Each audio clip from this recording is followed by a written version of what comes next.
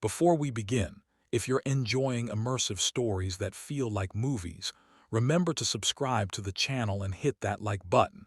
It helps bring more tales to life for you. Now settle in, close your eyes if you can, and let this one carry you away. You won't believe what happened next. It all started on a day that seemed ordinary but changed everything. What you're about to hear is something no one ever forgot. The morning the sea turned glass smooth, the gulls chased each other like falling leaves, and the old ferry crawled across the bay as if the horizon were pulling it by string. Leah Montero lifted her bicycle from the porch steps and felt the chapped leather seat under her palm like a warm shoulder. She stood on the hill above Vila das Aves, village of birds, where the roofs were terracotta shells and the walls were white as foam, and listened. There was something there, something that would change everything. At first it was nothing but the ordinary edges of the world, the wind fussing the bougainvillea, the mutter of a distant moat, the cough of her mother in the kitchen. And then, like a second voice arriving to harmonize, the day spoke to her through a black magpie on the fence. "You're late," the magpie scolded. "I know, Allah," Leah answered softly, not looking at the bird, because talking to animals and making eye contact in front of witnesses led to problems. She steeled her face into a blank of innocence the way she had learned to do, and she swung her leg over the bike. The magpie fluttered alongside for 2, 3 wing beats, then veered to a eucalyptus limb and bounced there, bright-eyed. "Your teacher will catch you," he teased. "He is thinking of the word incorrigible." "Then he should learn another word," Leah said, smiling despite herself, "like imaginative or hungry." "Hungry," Allah repeated with admiration. "Ah, the most honest word." He cocked his head. "The ferry's late, the tide is wrong, the jellyfish are confused, listen." Leah listened. Behind the obvious sounds, behind even the magpie's chatter, there was the low, dragging hush of the tide grinding sand. The sea was always talking if you knew how to unclench your mind and hear it. Today its voice was heavy and thick, as if it had swallowed something it couldn't digest. She felt the earth tilt, just a little. But what happened next, no one could have imagined. "Leah," her mother called from inside. The smell of coffee drifted out, strong and bitter. Marina Montero leaned against the doorframe with a damp dishful in her hand, her dark hair gathered in a loose knot that looked like a black seashell at the nape of her neck. Her eyes were tired and worried, as they often were. Her daughter had a gift Marina did not understand, and that misunderstanding hung between them like laundry on a windless day. "Don't be late," she said. It was both a plea and a warning. "I won't," Leah said.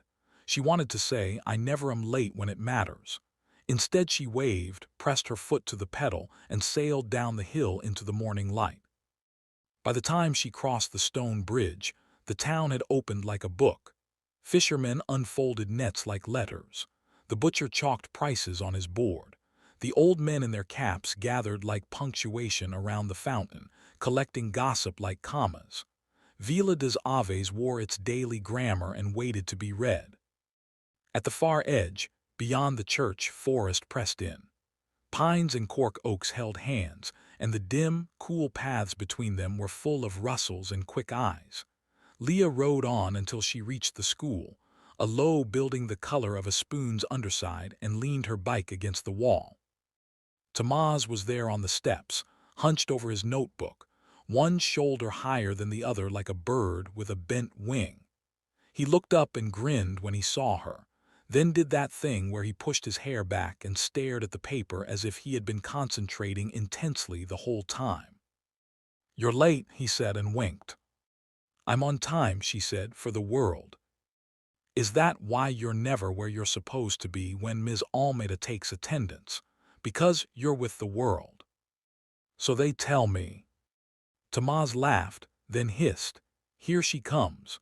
Just as Ms. Almeida swept across the courtyard, her dress a stern blue that matched her sharp eyes. She had a way of walking that turned corners into exclamation points.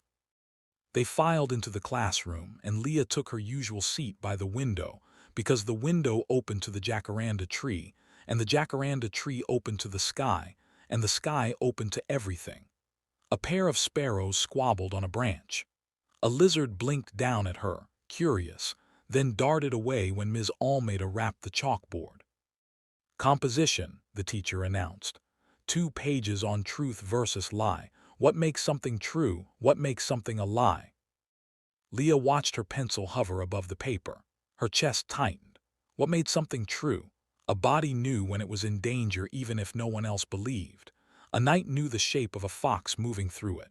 A gull understood the curve of wind. Leah could hear a bee wonder whether the flower would taste of lemon or stone. She could hear, and yet when she told the things she heard, adults smiled with their mouths and worried with their eyes. What makes something true, she wrote, is whether the heart recognizes it. She didn't add. Her heart was pounding faster with every second in those moments when they didn't. By the lunch bell, the page was full.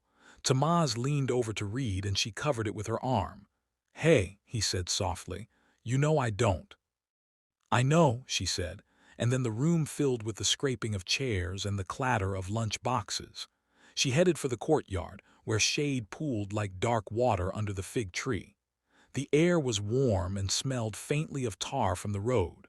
Somewhere, a dog barked 3 times and then fell silent, as if counting. "Leah," came a low, respectful voice from the wall's shadow. She turned and saw Pharaoh, the limping cream-colored dog with the honey eyes and ears like folded paper. He had a rough scar along his flank from some past cruelty, and a tuft of hair on his head that always made him look surprised. "Pharaoh," she whispered, crouching to rub his cheeks, "are you hungry?" "Always," he said, duplicating the magpie's earlier delight. "But I didn't come for food." He licked his muzzle and dropped his head closer to her knee. The scar made the skin bunch along his ribs like stitched fabric. "Something is wrong beneath," he said. "Under the cliffs." "How do you know?" "The crabs say the sand is whispering. The gulls say the wind isn't the only thing moving. The rabbits have moved their children from their usual burrows." Pharaoh's eyes flicked to the school windows. "People don't see because they look at floors and phones, but the ground is listening to itself and telling us to get away." "From where?" He pointed with his nose, the way a pointer dog shows hunters the quail, toward the far end of town, where the lighthouse perched like a watching finger on a cliff above the churning blue. A thrill of fear lifted the skin on Leah's arms. "I'll go after school," she said. "No," Pharaoh said sharply, and it wasn't the tone that stopped her but the tremor in his voice. "Don't go alone." She sat back on her heels. "Why?" "Because there's something there," Pharaoh murmured. "Something that would change everything if it wakes." In that moment, she realized there was no turning back. Leah stood before the cliff that afternoon and smelled iron in the air. The sea wore a different suit, dark, impatient, and the masculine shape of rocks hunched beneath the cliff like bouldered shoulders. Her bike lay on its side by the path, wheels ticking as they slowed. Amid the high scream of turns, she heard a steady low grind beneath her feet, a grinding like teeth. A lass swooped down to land on her handlebar and peered toward the lighthouse. "It's a day for ships to keep their pride," he said, "and for children to listen to their elders." Leah licked salt from her lip. The lighthouse's white paint peeled like sunburnt skin, and the glass at the top winked. She started down the path toward the lower ledges where at low tide a tricky shelf exposed itself like a tongue. She thought of Pharaoh's warning, but curiosity was a bell you couldn't unring. "Wait," said another voice, one much older, like river stones rubbing together in darkness. The shadow beneath the lip of the cliff deepened, and 2 yellow eyes opened like lanterns in a cave. An owl, pale as milk, shuffled onto the branch of a cistus shrub, feathers whispering. "Sabia," Leah said, recognizing the village's most silent ruler. "I've never seen you by daylight." "I've never had reason to call you by daylight," Sabia answered, swiveling her head. "But the moles and the swifts agree. The old tunnels are trembling. If you must go, go with respect for what you don't know, and come back quickly." "What tunnels?" Leah asked, leaning close. Once when people were afraid of other people, they dug beneath to hide, Sabia said. Now those holes remember, and sometimes they sigh. Today they groan. Leah slipped along the ledge, feeling with her toes.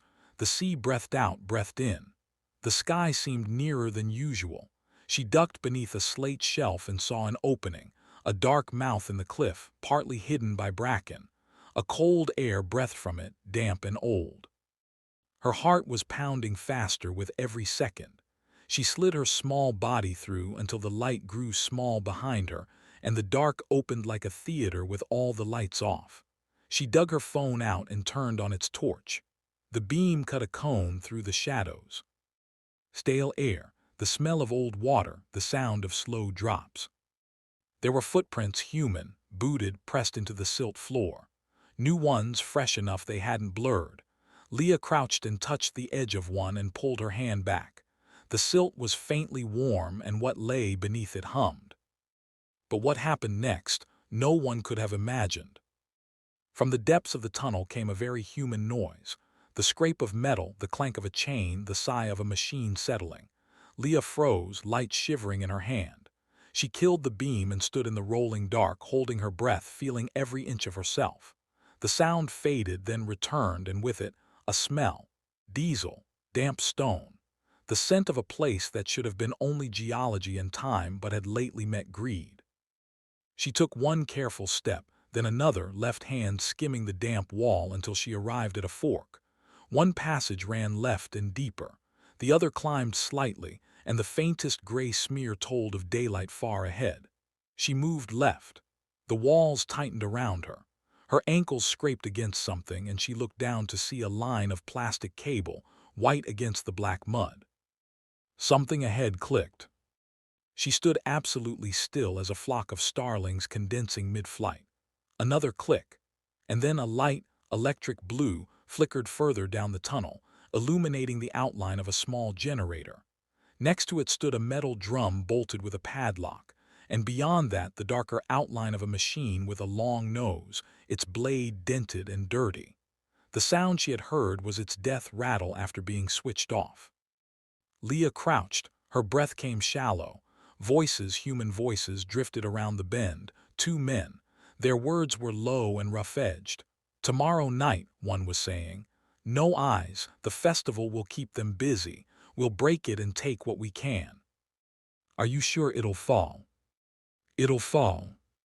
Her heart hammered like a fist on a locked door. The festival, they meant the Saints' Day festival when the town would gather on the square that hung like a balcony over the sea, the one fixed to the cliff by bolts and beams. They planned to bring the cliff down while the people were singing and dancing. No, she realized, they meant to break the shale shelf deeper beneath and carry away the pieces. The cliff would weaken slowly, then collapse. Not a day, not a week, but soon. And the square sat like a tray on rotten wood. She edged backward, counting her steps. The men's boots squeaked. Someone laughed without humor. She reached the fork, turned, and moved fast toward the faint light. A drop of water fell on the back of her neck like a hand. As she wriggled out, a small cascade of stones shifted above her and patted her shoulder like fingers. She ducked, and the cliff's breath wheezed around her. The sky struck her like a slap when she emerged. "Leah," Sabia breath dropping from branch to head. "You are pale, this is why." "There are men down there," Leah whispered, eyes full of sunlight and salt. "They're breaking things. They're going to break more tomorrow night when the town is at the festival. They'll weaken the cliff."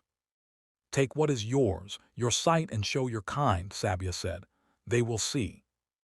"They won't believe me," Leah said. The words felt like dull stones in her mouth.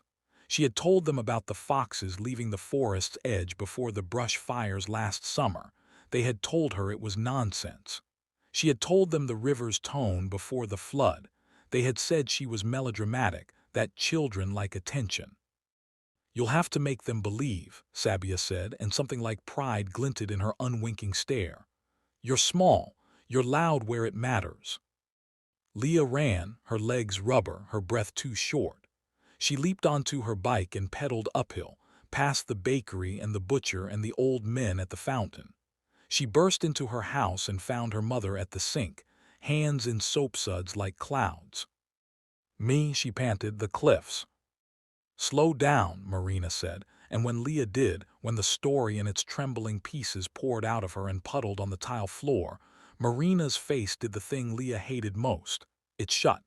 It shut like a door sliding in bad weather. "Leah, you can't keep your imagination is a gift, but this is dangerous. You can't go crawling in caves and—" "I heard them," Leah insisted, words clawing. "They're going to do it during the festival. There will be too many people to stop them then. We have to tell the police." Marina pressed her lips together until they became a white seam.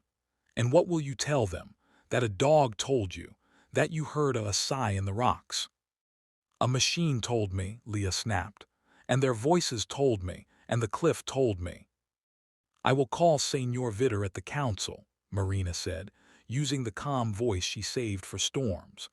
"I will say my daughter has a concern about erosion." "They won't listen," Leah said, and felt something inside her tilt, as if the world had shifted and she had not.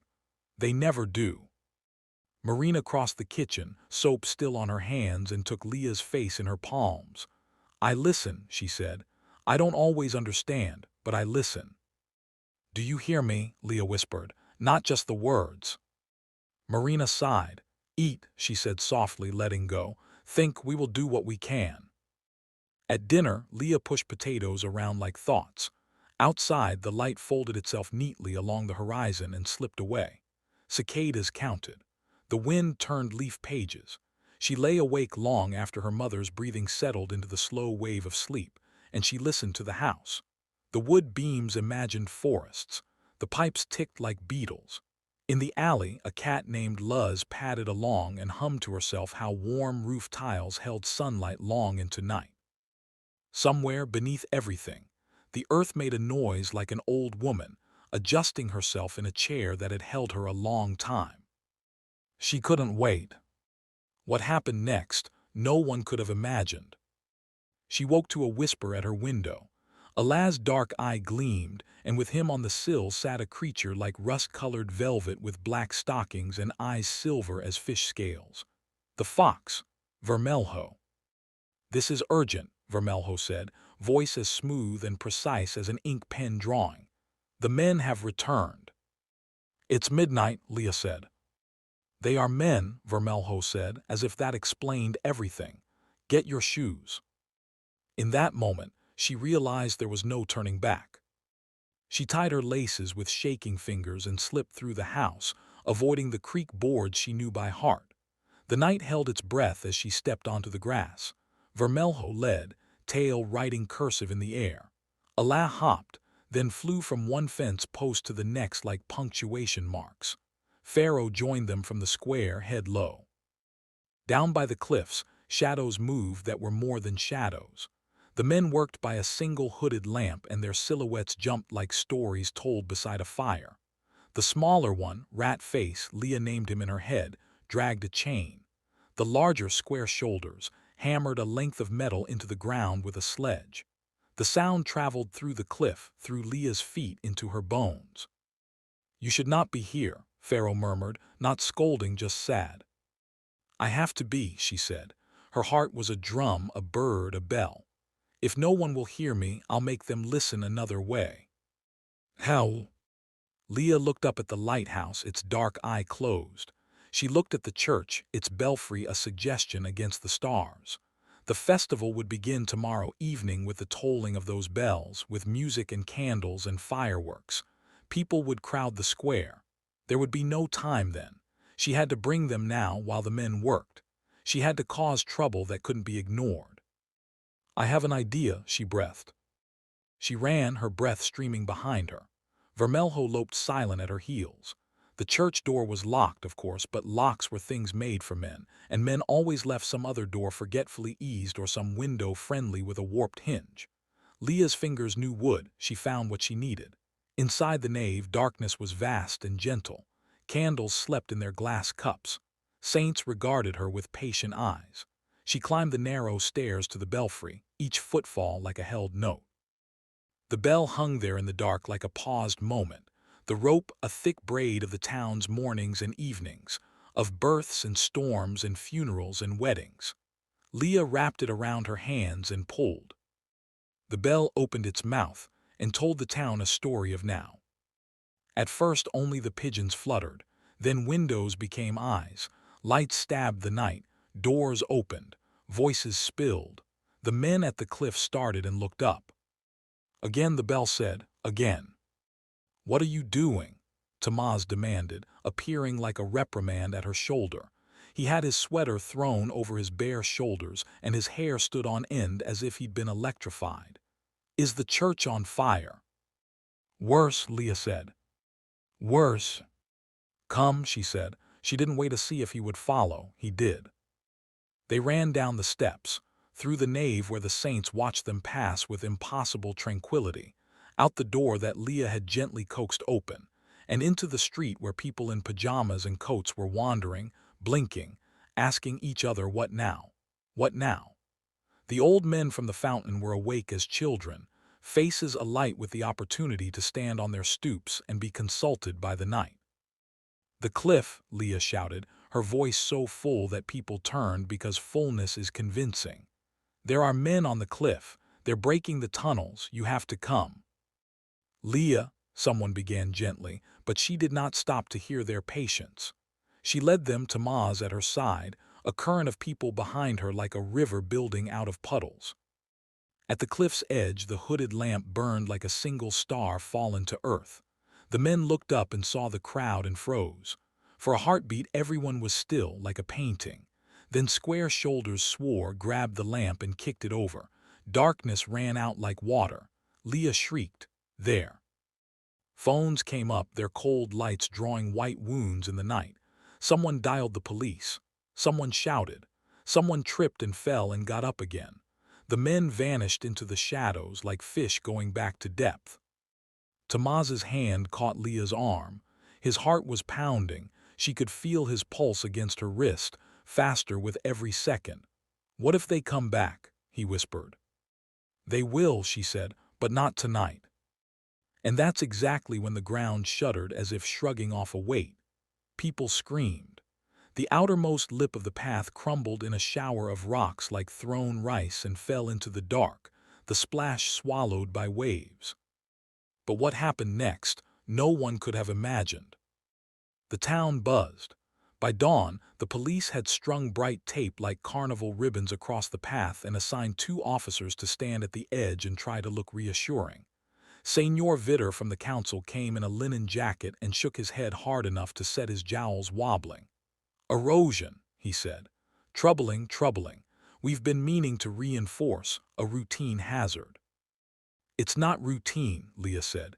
She had slept not at all, and her eyes were as bright and hard as bits of bottle in sand. "Someone is breaking the tunnels."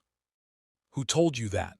Senor Vitter asked, barely hiding the word child with an inward click of his tongue.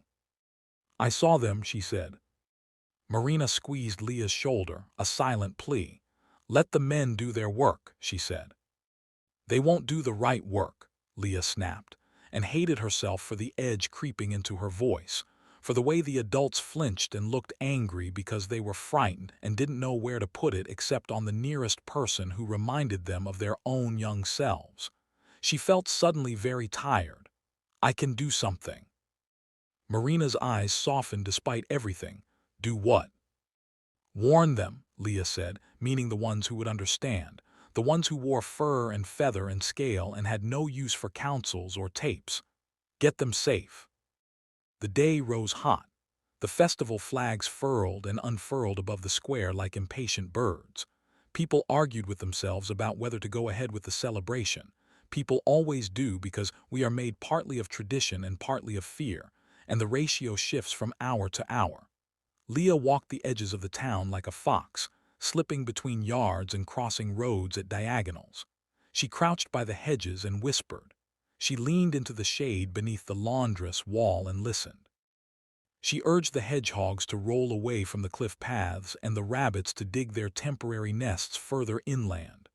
Dogs trotted behind her, snouts up, listening as if the future carried a scent. Birds watched, bright as coins.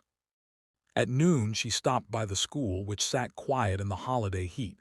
Pharaoh was there, lying in the shade of the steps, tongue slipping between his teeth. He sat up when she approached. "They will come again," he said. "I know," she answered, and sat with her back against the warm stone. "Help me get them ready." They worked until her head ached. That evening, she ate dinner in silence while her mother checked her phone and frowned and said, "They think it's safe to proceed, but with caution. The council will put barriers around the weak spots. The Saints' Festival has never been canceled. People need it this year." "They'll gather where the cliff is weakest," Leah said. "Enough," Marina said, and there was tiredness in her voice that made Leah fold up inside like a disappointed napkin. "We are doing what we can. You are a child. The adults—" "The adults," Leah said quietly, "are going to let it happen because they can't hear it." Marina put down her phone and reached across the table, and Leah flinched because her mother's touch could undo her, and she needed to hold herself together. "Eat," Marina said again. "Please." The sky went red at the edges like a wound closing. By the time the first fireworks cracked, Leah was at the back of the square beneath the banner that read Saints' blessings over a picture of a man who had once helped fishermen find their way through fog. Lanterns glowed like fruit in the air. Music walked the cobblestones. Children ran in loops, and one fell and got up laughing and ran again. The smell of grilled sardines slid around legs like cats. Tamaz found her near the hydrangea that grew big and blue as worlds. He held 2 paper cones of sugared almonds. "Truce," he said, offering one. She took it and put a sugar almond on her tongue and let it melt. "Thank you," she said. "I told my mother about the tunnel," he said. "She told your mother. Your mother told everyone." "They didn't believe," she said. Tamaz looked out at the lanterns. "Even if they did," he said, "what would they do? Stop the party? People hate stopping parties. People hate canceling the only thing they have to look forward to. People hate the person who suggests it even more." "Did you believe?" she asked, and she surprised herself by how small her voice sounded. It made her angry that smallness felt like a flaw. Small things were nimble and close to the ground where truth stepped. Tamaz popped a sugar almond in his mouth and chewed. "I believe you believe," he said, "and I believe you hear things I can't, and I'm scared." "Me too," she said. Under her feet, the stone made a sound like teeth meeting. The music braided with laughter. The fireworks cracked again, this time nearer. People cheered because we like to be startled if we think the startling is under our control. Down the road, a siren wailed once and then failed. Leah stiffened.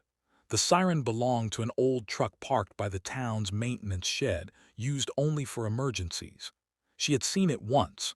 Her mother had joked that it looked like a dragon that had given up smoking.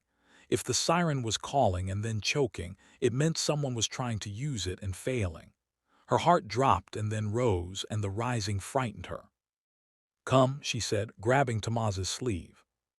"What now?" he protested, almost laughing, because they were at that age where people's arms are too long for their bodies and laughter comes to save them before tears. "The maintenance shed," she said. "Hurry." They ran down the side street and shadows ran with them. Dogs fell in beside them because dogs like being part of a fast-moving pack. A cat, Luz, shot across their path and vanished into the seam between 2 walls like water finding a crack. They reached the shed, and it was dark inside, and it smelled like oil and rain that had made friends with dust. Someone was inside. The sound of a cough. A curse. Leah switched on her phone light and swept it across the interior. There in the corner by the siren was a man with a cap pulled low. Leah recognized the angle of his head, the hard line of his jaw, square shoulders. He was working with a wire, 2 ends clenched in his teeth, the other in his hands. He looked up, and his eyes did that thing wolves' eyes do in stories. They assessed. "Lost," he drawled, and the word flicked off his tongue like a whip's end. "You're the one who's lost," Leah said, surprising herself with the steadiness of her voice. "Lost in a place where people see you." He smiled without humor. "People," he said, and the contempt was a smell. Tamaz stepped in front of her, his shoulders squared because that is what a boy in a story thinks he should do. His heart was pounding faster with every second. Leah reached for the back of his shirt and felt his fear as if it were a fabric she could hold and smooth. "What do you want?" she asked. "What everyone wants," he said. "What you want to be heard." He gestured at the siren. "You made noise last night. I intend to make noise now. You startle a town enough it forgets to stand where it was standing. It rearranges." "You'll hurt people," she said. "You'll break something that can't be set right." "That's the nature of breaking," he said. He turned the wire. The siren wailed, a thin, miserable sound that spiraled up and then strangled. "Of course," he added almost gently, "not everyone needs to get hurt." "You can still stop," she said. He shrugged. "You can still leave." She didn't. He leaned over the wire again, and Leah did what she had done all her life. She listened. Not to the man, to the room. She heard the paper-thin skins of the wasps who had made a nest high in the corner near the rafters. She heard them shift. She spoke to them without words, the way a tide speaks to a shore. "Help me," she thought. "Help us." The wasps rose like a mood. They clouded. They descended. Square shoulders gasped, flailed, swatted. Tamaz yelped. Leah pulled him toward the door, stumbling, and then they were in the street again, the night like a bucket dumped over them. They ran. Behind them, the siren hiccuped and then failed as the man banged into it, knocking the loose wire from its precarious connection. People looked up, puzzled, then returned to the festival because nothing precisely had happened yet, and people like their delight interrupted only if the interruption comes with a clear directive. Leah stopped at the edge of the square, chest heaving, and looked at the cliff. She looked at the sky. She looked at the lighthouse. She looked at the line where the earth and the sea argue and never resolve. There was something there, something that would change everything. It was almost ready to show itself. She felt the first tremor like a cat brushing her ankle. The second came like a man clearing his throat at a funeral. The third arrived as a decision. The square sighed. Plates rattled, glasses chimed. The music wobbled and then steadied and then wobbled again. People looked at their feet as if they had been tripped by a pickpocket. Someone laughed. Someone said earthquake. And someone else said no, but neither sounded sure. Leah grabbed Tamaz's hand and pulled him onto the stage, where the musicians stood with their instruments tilted like question marks. She stepped to the microphone before anyone could stop her, because the choice space between the thought and the stop is where bravery can live if you let it. "Listen," she said, and her voice sailed out over the square and came back to her like a bird to its branch. "It's not safe. The cliff." "Get her off the stage," someone shouted. "Listen to me," she insisted, and she heard the crack of urgency in her own words, a breaking branch. "I know you don't believe me. I know you think I'm a child who tells stories, but I hear things. I listen to things you don't. And I am telling you now that the cliff is not holding. You have to move away from the edge. You have to go home." The crowd shifted, murmuring. People don't like to be told to stop dancing when the song they've waited all year to dance to has begun. They don't like to be told the ground is treacherous when their shoes are comfortable. But fear is a fisherman. It knows how to throw its net. The net threw. Some moved. Others didn't. They watched one another for cues, because we are herd animals in our soft parts, and we take our danger signals from the number of hooves moving around us in the same direction. Marina, at the edge of the crowd, looked at her daughter, and something in her face changed.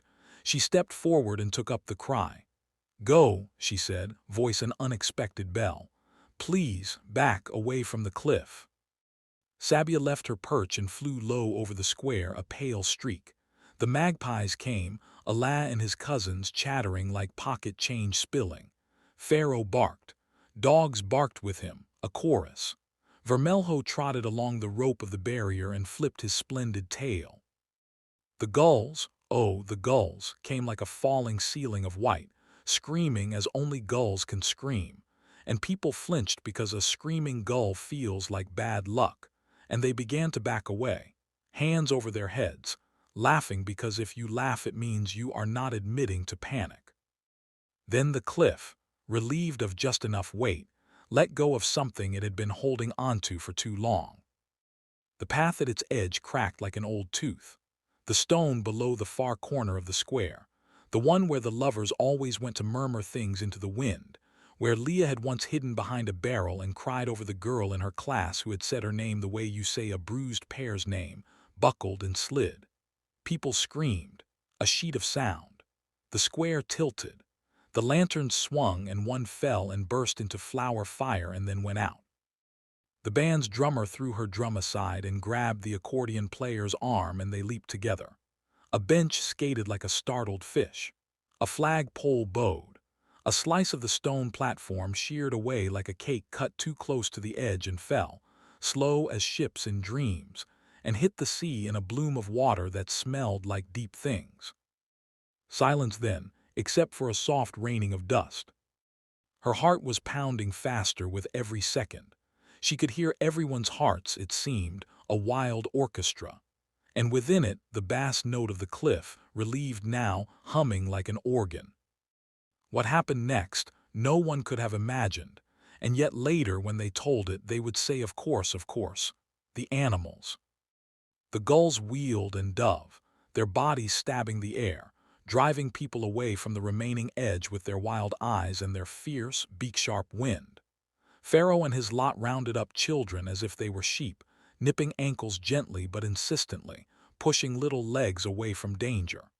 The cats threaded between legs, tangling feet, forcing people away not by threat but by inconvenience. Sabia struck at Square's shoulders, who had appeared at the back of the crowd as if to see what his hands had done. Her talons raked his cheek, and he cried out, unmasking himself as more than a rumor. Vermelho danced toward him and stopped, and his silver eyes met the man's and held him as tight as any rope for just a second. And in that second Tamaz, who did not believe and did, sprang from nowhere and swung the maintenance shed's fallen wrench, long, heavy, his hands white-knuckled with a courage he would think about for years, and hit the man's wrist. The wire that had remained curled in the man's hand dropped. Marina was there then with 3 other adults, and they took him, not gently. Leah stood on the stage and ushered people down. 1, 2, 3, counting like a metronome in her mind, speaking calming nonsense. This way, careful on the step, you're all right. Hold the railing, you have beautiful shoes, don't worry about the drum. It will still be there when we go back. That's what people needed, not truth versus lie, not the grand pronouncement, just the small, human stream of sound that makes a moment pass. When at last the square was mostly empty of bodies and full of dust and broken light, Leah climbed down the steps and stood at the edge where the barrier had bent like a sad bow. The sea looked back, curious and unamused. Allah landed on her shoulder. He pressed his beak against her hair. You are a noise that makes the others listen, he whispered. She looked for Tamaz and found him sitting on the curb, chest heaving, eyes wide. His heart was still pounding, but calmer now, relearning its room.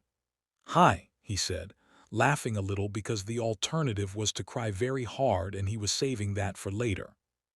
Hi, she said, thank you. He shook his head. I didn't believe, he said. I believed you believed, I should have believed you. You believed enough, she said. The night opened and closed, and then morning opened and the cliff stood in the new light with a fresh scar. The news came and pointed cameras at it. Authorities measured and frowned. Senor Vitter cleared his throat and said words like mitigation and reinforcement plan and tragic near miss. Square shoulders and rat face were led away in handcuffs.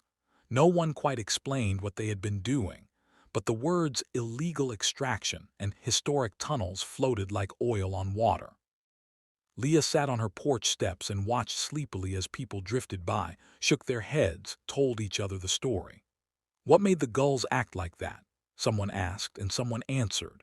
There was something in the air, and someone else said, animals know, and no one said, the girl, because even those who were starting to wonder didn't have a shelf in their minds to put that idea on where it wouldn't slide off. Marina came out and sat beside her, and for a while they watched the street together as mothers and daughters do. A boy on a skateboard rattled by, triumphant and oblivious. A pigeon cooed from the neighbor's roof. The world, which had tilted and righted itself, made a faint whining like a car after a long journey. "I'm sorry," Marina said finally. The words were so simple, they dropped into the heat and made it bearable. "I should have believed you. Or rather," she corrected herself, and there was a smile tucked at the corner of her mouth. "I should have believed that truth wears different clothes and yours are not mine." Leah leaned her head on her mother's shoulder. "I know," she said. They sat a long time like that, saying nothing, and their silence was a door open to a room only they could enter. But what happened next, no one could have imagined, because of course a story like this is not a single day. It is a muscle you have to learn to use. The council brought engineers. Yellow helmets bobbed like flowers above trenches. The square was closed for repairs. People complained because complaining is how we blow on coffee too hot to drink. Leah went to school. Ms. Almeida had printed the news article and pinned it to the corkboard with a red thumbtack. "Local girls' quick thinking prevents disaster," the headline read, and beneath it, smaller, "Authorities arrest two in illegal quarry operation." No mention of how the quick thinking had been inspired by magpies and foxes. No mention of how dogs had saved children with their nips. No mention of an owl's talons like swift knives. Truth wore a suit to go to press. But still, when Leah walked in, the room's tone changed. It got brighter, louder. Tamaz grinned so wide she could see the back of his throat. During recess, kids came and went like sparrows, saying, "Well done." And I told my mother I knew you. And were you scared? And Leah said yes and no and some. And she thought how being brave is just staying where the thing you're scared of can see you until the thing happens and you are still there. Later, under the jacaranda tree, a small child with damp cheeks and a scab under his nose came to stand in front of her and said nothing and then burst into tears. Leah knelt and put her arms around him and felt the way children are still only partly baked, soft at the core. He hiccuped. "My rabbit," he confessed into her sleeve. "He went away." "When?" she asked. "Last night, you know, when there was the fall. He always sleeps in the yard, but Mama put him in the laundry basket so he won't fall, but he hopped, and he is gone." He hiccuped again. Leah thought about the warren beyond the hedge, about the way rabbits move home entire when the air tastes wrong. She spoke to the child the way she spoke to bats. "He went where the ground is quiet," she said. "He'll come back when the ground sings again." "How do you know?" he asked, rubbing his eyes with the back of his hand like a little bear. "I listen," she said. "I'll help you listen, too." That afternoon, she took him to the hedge, where certain tall grasses had bent in a pattern that explained the direction of a rabbit's hops. They followed. They found the rabbit near a drain pipe, blinking at them with the ridiculous surprise of a creature who can survive an empire's fall and still be astonished by the size of a leaf. The child squealed and clutched the rabbit and ran away with joy like a cape flying behind him. Marina watched from the kitchen window and cried, a little. Weeks moved the way weeks like to move, slow at first and then all at once. Vila das Aves learned a new vocabulary: geotechnical mesh, compressive strength, retrofitting. They learned where not to walk. They learned to shake their heads when they passed the temporary chain-link fence and to sigh at the expense and to say, "Could have been worse," and mean it. Leah learned to stop clenching her jaw in her sleep. She learned that, when she walked into the bakery, Señor Jorge would slip her an extra custard tart and say nothing, and that the shoemaker would fix her laces with more care than usual, and that people who did not have the shelf to put her on had nevertheless built a small one in their hearts. She still heard things no one else heard. She sat on the edge of the fountain and listened to the carp talk to the waterweed. She laid her cheek against Pharaoh's bony shoulder and heard the story of his scar as if it were still happening in a room filled with broken glass. She climbed the hill where the cork oaks leaned and listened to the river hum its quest to the sea, and that was when she knew something else. There is no end to the knowing. There is always another language to learn. The ants can tell you where the sugar will be before the sugar knows it is sugar. The doves can tell you which window will be open tomorrow afternoon by the smell of the hand that will open it. The wind can tell you the shape of a day, the way A person can tell the personality of a note in a song. The town held a thank you gathering when repairs were complete, because gratitude is a kind of repair, too. They set up tables along the safer portion of the square and ate sardines and bread and a salad that tasted like noon. The band played softly. People danced small dances, as if careful not to jostle the new bolts. Senor Vitter made a speech and got choked up and hid it by coughing. Marina took Leah's hand. "What you did," she began, and then stopped, because sometimes they don't make the right words for what people have done, not because there are no words but because there are too many. "You made them hear the truth that wore different clothes. You made me hear it, thank you." Leah smiled. "You walked when I asked," she said, "thank you." They stood together and watched the sea. It was blue as a promise and calm as a breath after crying. A crisp white sail cut across it like a page turning. The lighthouse blinked. In the sky above, Allah and his mates carved their laughter. What happened next, no one could have imagined. The world kept being the world.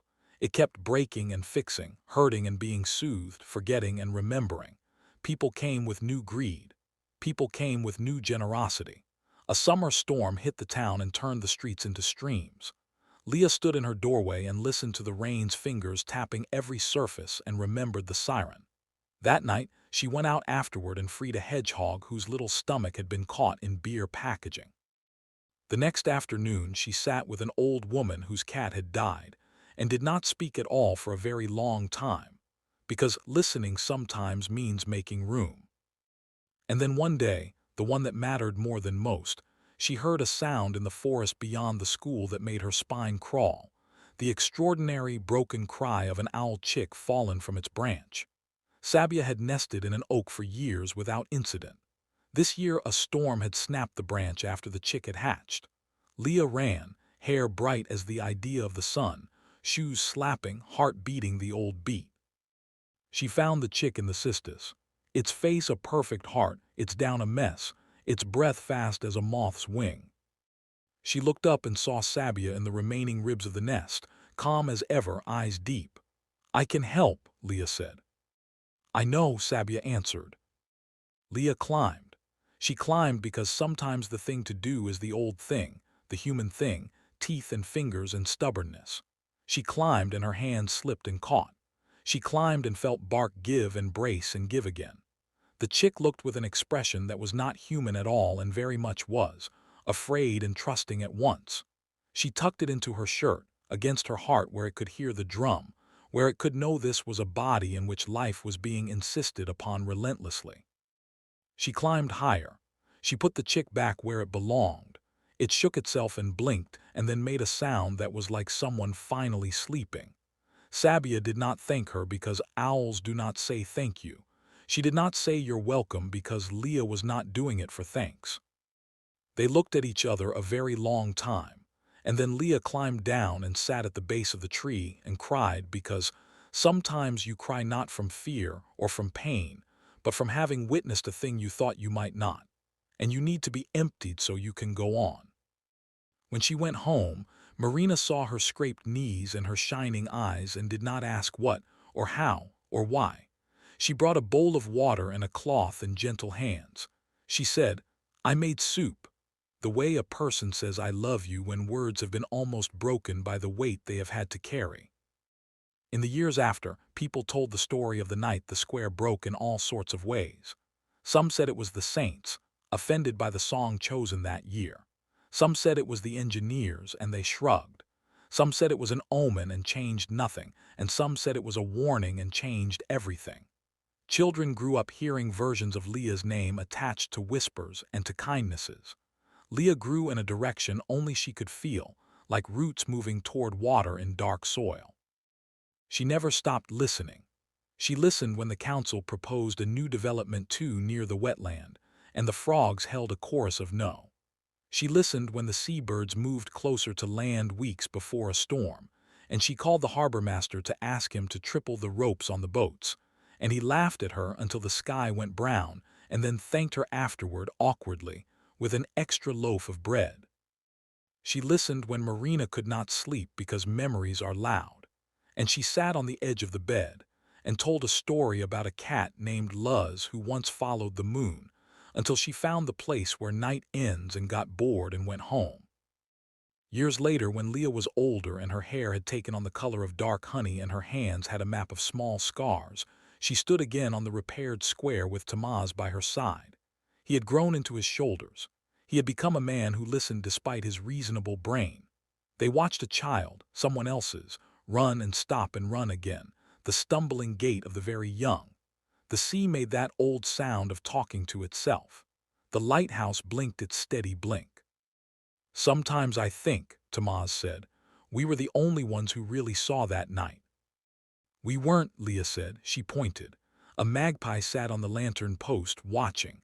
A fox slipped along the shadow of the wall, unseen by most, but Leah saw. An owl printed a pale shape across the sky at the wrong time of day. "We just heard more of it, that's all." "What's the difference between hearing and believing?" he asked. "Timing," she said, "and love." He looked at her and then at the sea and did not argue because there are some lines you let land undisturbed, like seeds. When the closing of a story approaches, you can feel it if you pay attention. It comes like evening. The colors deepen, edges soften, and everything seems at once more itself and less alone. Leah stood in that hour and thought about the shape of her life, the way it had been formed by being a bridge no one asked her to be, and that she had to build out of her own ribs. She thought about being believed and not. She thought about listening and being listened to. She thought about how often the right thing to do is the quiet thing, and how rarely you get to see the exact result, except in the way a town you love keeps standing. There was a soft sound behind her. Marina, older now, hair threaded with white like a sky with wisps, she looped her arm through her daughter's. "Do you remember," she said, "how you used to tell me what the swallows were complaining about?" "They're still complaining," Leah said, smiling. "They like complaining. It makes them feel like they belong to the day." Marina nodded, then was quiet a moment. "When you were little, I thought your talking to animals was a way of making a big world smaller so you could carry it. Now I think maybe it was a way of making it its right size, and the rest of us were the ones refusing to look." Leah leaned into her. "We do that, humans," she said. "We refuse to look until the cliff moves, and then we build a fence and a story and call it safety." Marina squeezed her arm. "We also listen when someone we love insists over and over, gently and not gently, 'Please listen.' We learn. Slowly, badly, but we learn." Below them, the waves bumped softly against the rocks, and the sound hushed after, as if the sea itself had been shushed by a mother and was pretending to sleep. Here is the part that stays with you. When Leah thinks back on it all, on the magpie and the fox and the owl and the night that could have broken a town instead of only scarring it, she doesn't think about being believed. She thinks about being connected. She thinks about a world that is talking all the time, in cracks and cries and whispers and weather, and how our first and last duty is to listen, until we know which parts of the noise are the music we're supposed to dance to, and which parts are the warning we're meant to pass on. She thinks about how even those who didn't believe acted when the gulls screamed, and how that matters more than the words people use afterward to explain themselves to themselves. And of course, because she's Leah, because the girl who could speak to animals never stopped being a girl who speaks to animals even when her bones got longer and the mirror became more honest. She goes home. She kisses her mother's cheek, and she opens the back door to let in a certain cream-colored dog whose scar has faded to a line like a river on a map. Pharaoh flops down with a sigh and looks up at her as if to say, "We all survived another day." "Yes," she whispers back, "we did." There was something there that changed everything, and it was this. Courage is often quiet, and listening is a kind of courage. People might not believe you. They don't have to, for the truth to be true. It is enough to hear well, to act with love, and to hold the rope of the bell when it's time to ring it. That's the story no one ever forgot. That's the story of a girl named Leah from Vila das Aves who heard what the world was saying before anyone else did, and forgave them for needing time to learn the tune. And if you reached the end of this story, if you felt the salt on your lips and the ground under your feet and your heart beating faster with every second, remember to subscribe and like, because stories like this travel further when you help them fly.